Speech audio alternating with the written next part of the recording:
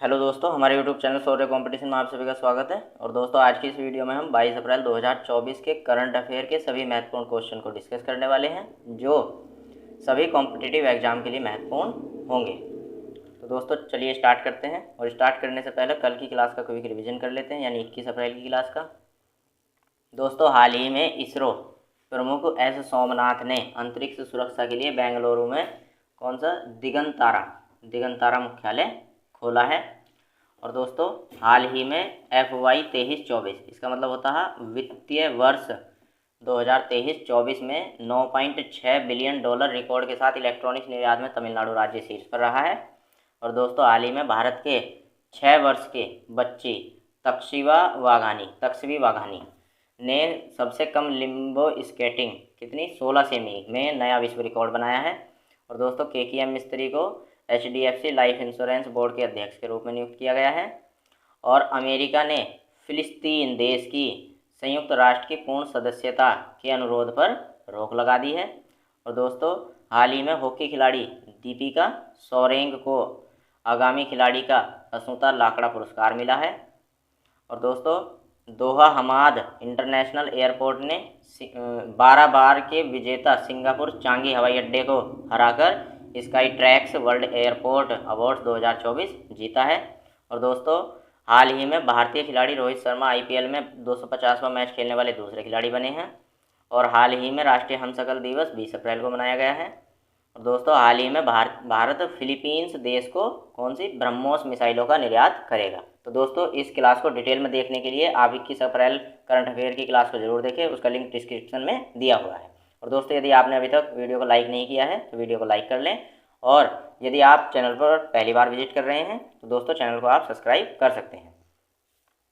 चलिए question number 1 पर बढ़ते हैं।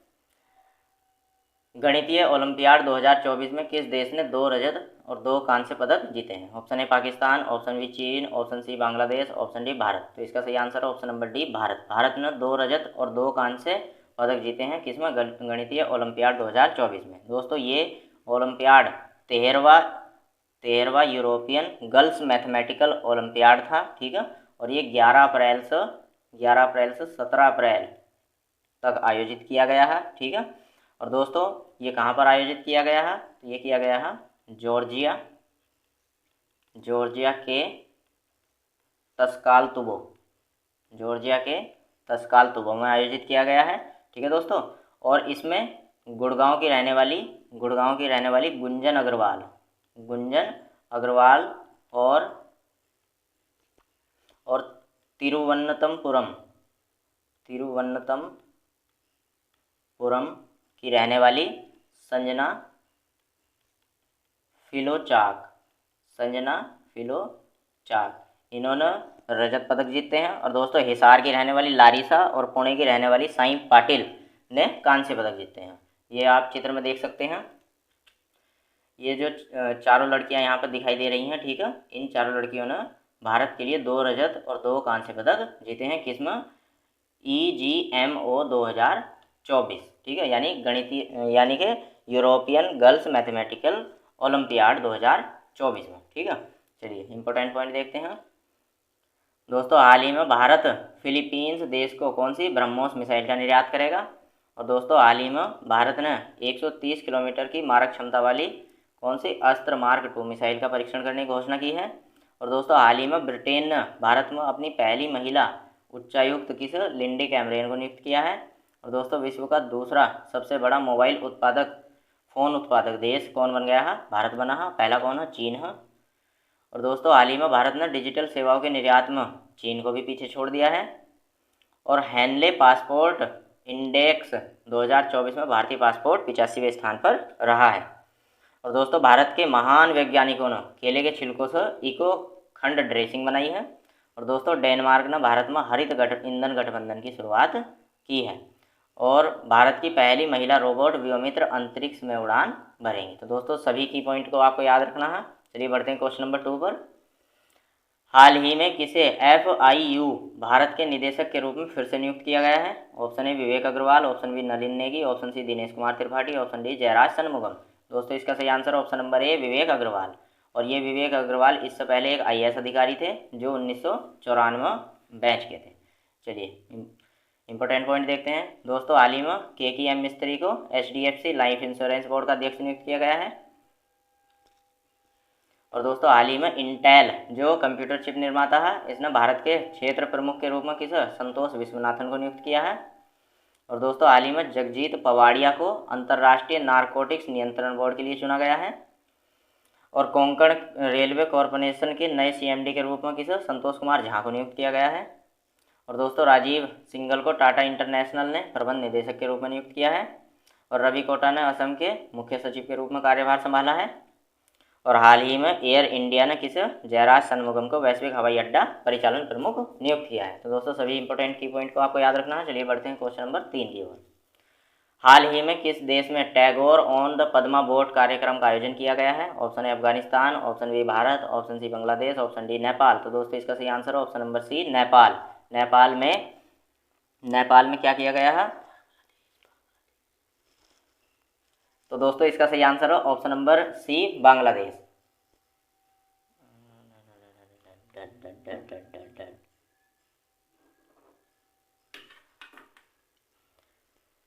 तो दोस्तों इसका सही आंसर है option number C Bangladesh. Bangladesh में Tagore on the Padma boat कार्यक्रम का आयोजन किया गया है। ठीक है दोस्तों, और ये कहाँ पर किया गया है। ये किया गया है बांग्लादेश में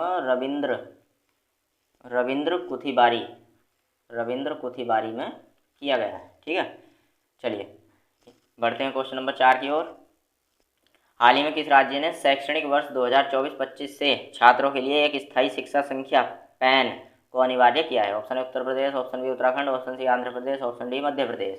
तो दोस्तों इसका सही answer option number C Andhra Pradesh को। आंध्र प्रदेश ने अभी 2024-25 शैक्षणिक वर्ष में छात्रों के लिए पैन को अनिवार्य किया है, यानी कि परमानेंट एनरोलमेंट नंबर को अनिवार्य किया है। ठीक है, चलिए बढ़ते हैं क्वेश्चन नंबर 5 पर। हाल ही में भारत ने एशियाई चैंपियनशिप 2024 में कितने पदक जीते हैं। Option A 7, option B 9, option C 11, option D 15।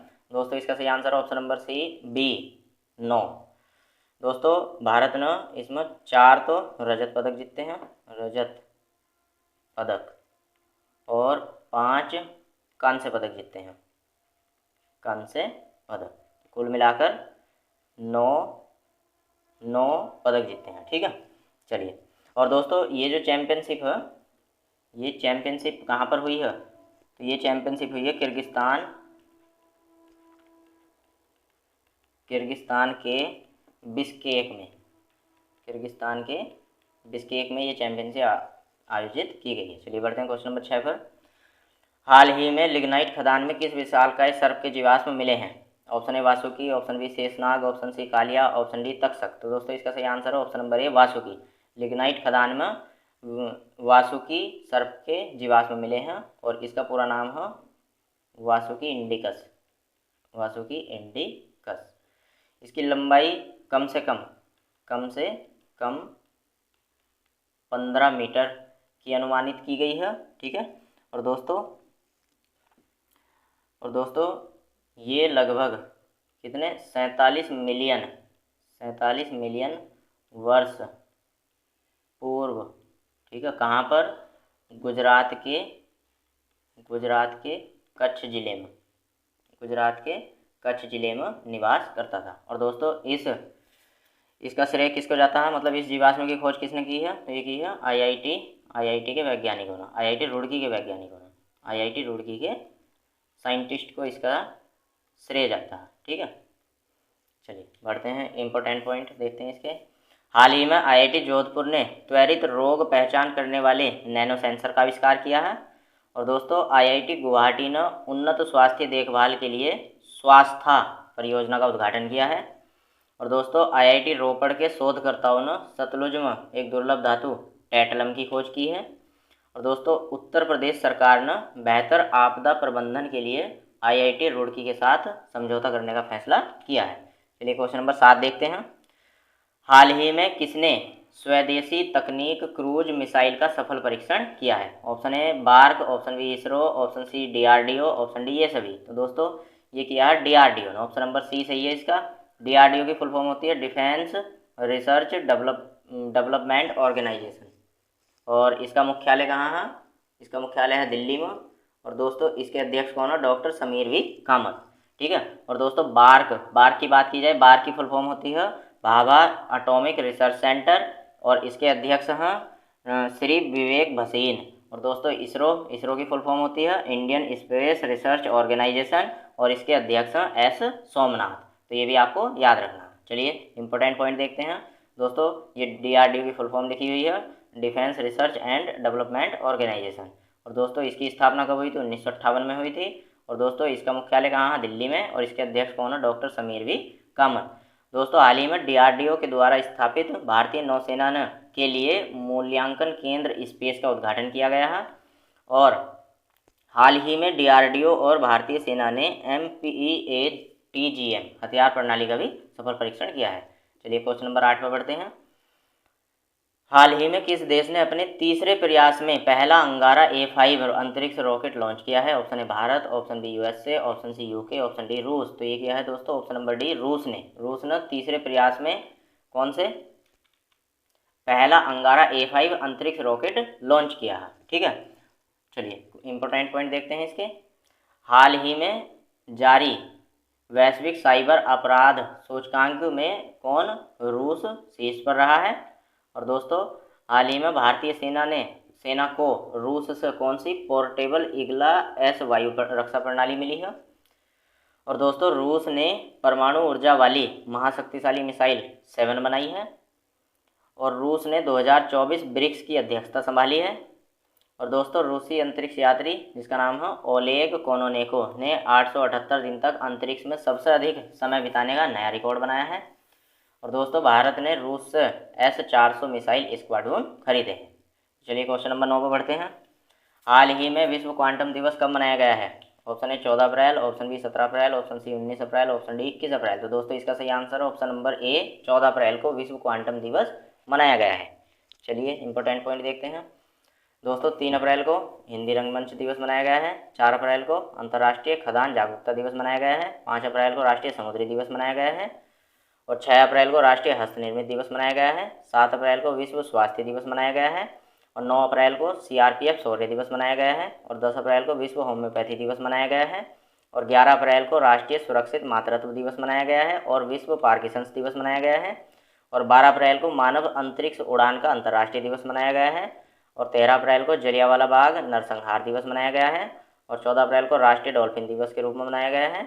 और 15 अप्रैल को विश्व कला दिवस के रूप में मनाया गया है। और 16 अप्रैल को विश्व आवास दिवस और पुलिस दिवस के रूप में मनाया गया है। और 17 अप्रैल में विश्व हीमोफीलिया दिवस मनाया गया है। और 18 अप्रैल को विश्व विरासत दिवस या जिसको विश्व धरोहर दिवस भी बोलते हैं ये मनाया गया है।